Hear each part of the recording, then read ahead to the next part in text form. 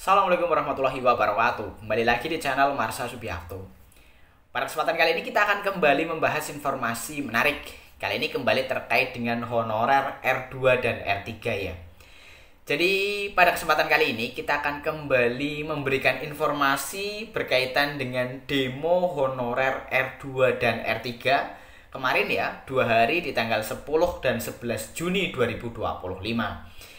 Jadi kabarnya saat demo di tanggal 11 Juni 2025 di kantor Kementerian Dalam Negeri, para honorer R2 dan R3 ini ditemui oleh salah satu pejabat di Kementerian Dalam Negeri. Dan para honorer menyampaikan ada dua tuntutan secara umum gitu ya. Tuntutan yang tentunya harapannya wajib dipenuhi oleh pemerintah. Yang pertama, para honorer meminta agar bisa segera mengisi daftar riwayat hidup agar bisa segera mendapatkan NIP P3K. Jadi harapannya Kementerian Dalam Negeri bisa mendorong BKN untuk segera menginstruksikan kepada para honorer R2 dan R3 untuk mengisi daftar riwayat hidup. Kemudian yang kedua, para honorer R2 dan R3 ini meminta Menteri Dalam Negeri Bapak Tito Karnavian ya untuk berkomunikasi dengan Presiden untuk meminta agar Presiden bisa mengangkat honorer R2 dan R3 langsung menjadi P3K penuh waktu. Karena menurut para honorer ini tidak adil rasanya. Karena sama-sama berangkat dari honorer, sama-sama masuk dalam database PKN, tetapi ada yang statusnya P3K paruh waktu, ada yang statusnya P3K penuh waktu. Harapannya semuanya adil diangkat menjadi P3K penuh waktu.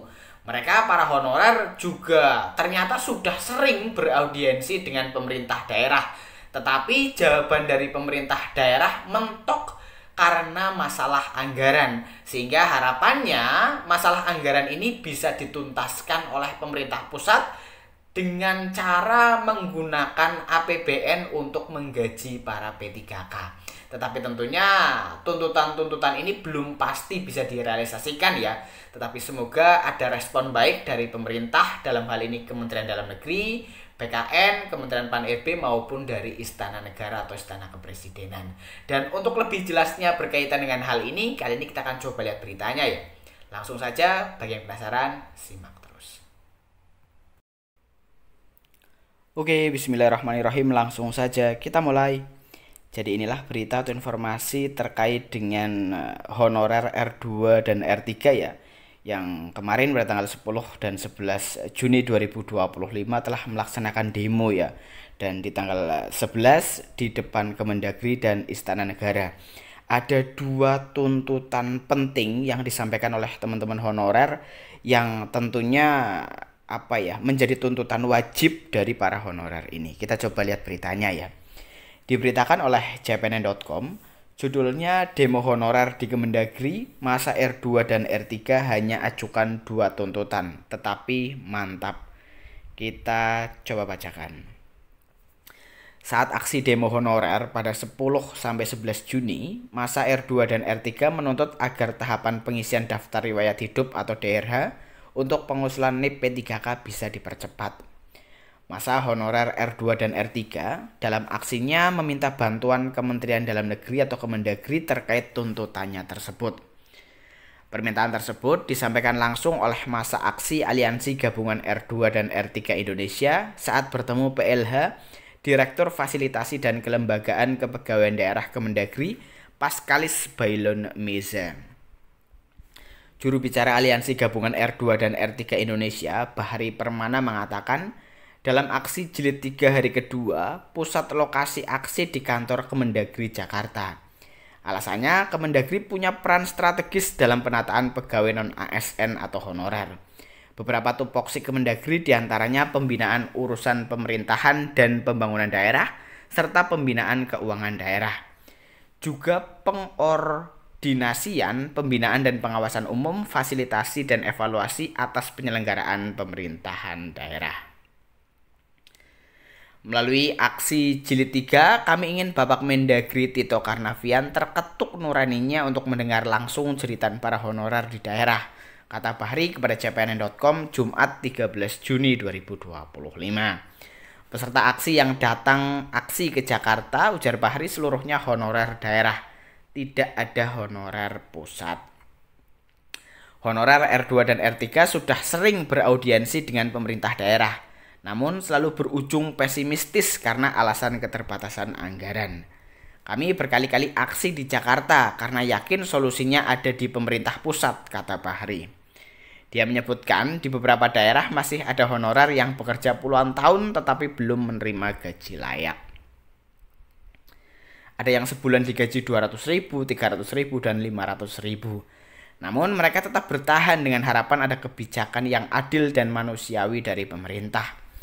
Bahri menegaskan secara umum terdapat dua tuntutan yang ditujukan kepada Kemendagri, yaitu 1. Meminta Kemendagri mendorong Badan Kepegawaian Negara atau BKN mempercepat pengisian daftar riwayat hidup atau DRH agar R2 dan R3 segera memiliki NIP ASN P3K.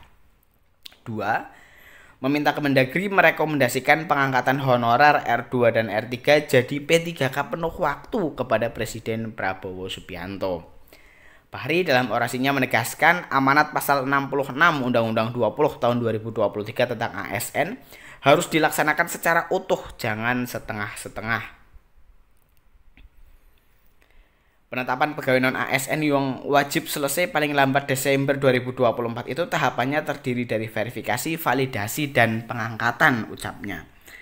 Tahap verifikasi dan validasi itu, kata Bahri, sudah selesai pada 2022, yang produknya berupa pegawai non-ASN yang terdata pada pangkalan database PKN. Tinggal tahap pengangkatan menjadi ASN P3K. Oleh karena itu, pengangkatan P3K ini harus jelas dan menjunjung tinggi asas keadilan. Honorer ini kan sudah didata secara administrasi, sudah memenuhi syarat karena masuk di database PKN. Tinggal diangkat, bukan kemudian diseleksi dan melahirkan sebagian jadi P3K penuh waktu, sebagian masuk P3K paruh waktu, cetusnya.